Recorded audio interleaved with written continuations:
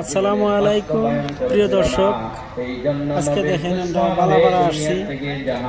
বালাপাড়া ভাবছিলাম না যে খুব বড় একটা ইজতেমার মতো সভা এসে ঘুরবানি ঘুরবানি যাইছিলাম, বিশাল বড় একটা মানে সভা হয়ে আছে, কিন্তু ইজতেমার মতো বড় মানুষজন থেকে আশ্রিত সবাই এত বড় সভা করে দিলাম আজকে দেখে গেলাম।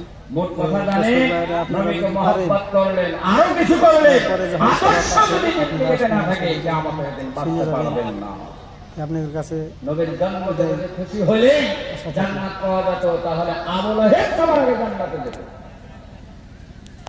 কারণ আবু লাহেবের কাছে যখন বিশ্বনবীর জন্মের সংবাদ পৌঁছে গেল, সঙ্গে সঙ্গে আবু লাহাব বিশ্বনবীর জন্মের খবর শুনে তার আঙ্গুলের ইশারায় তার বান্দি 6 ভাগে আজাদ করে দিয়েছিল। কিন্তু নবীর আদর্শ গ্রহণ করে নাই, ঈমানের ঘোষণা দেয় নাই। নবীর জন্মতে খুশি হলে শুধুমাত্র জান্নাত পাওয়া যাবে না, নবীর আদর্শ গ্রহণ করা লাগবে। এই জন্য নবীর যারা গুণগান গায় কিন্তু নবীর আদর্শ গ্রহণ করে না, তাদের ফয়সালা হবে আবু জাহেলের সঙ্গে।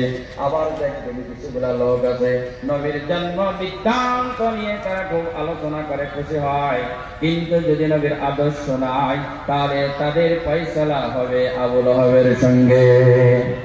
আবার দেখবেন বিশ্বনবীর আপন চাচা আবু তালিব বিশ্বনবীকে এত মহব্বত করেছিলেন, বিশ্বনবীকে শহর জোগাতেন, ও ভাতিজা মুহাম্মদ, তুমি দ্বীনের কাজ করতে থাকো, তোমার জন্য আমি তোমার চাচা আছি, যতভাবে সাহায্যের দরকার আমি সাহায্য করব।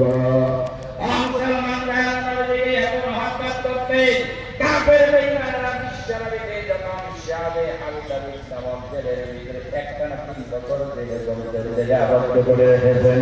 নবীর চাচা আবু তালিব ইমানের ঘটনা দেয়, তারপরেও বাকি যারা মহব্বতে 3 বছর একটানা জেলে। সম্মানীয় দর্শক, আমাদের জন্য দোয়া করবেন যাতে আমরা ভালো ভালো ভিডিও দিতে পারি, ভালো ভালো জায়গায় যেতে পারি, আপনাদের ভালো ভালো দৃশ্যগুলো দেখাতে পারি, এটা আপনাদের কাছে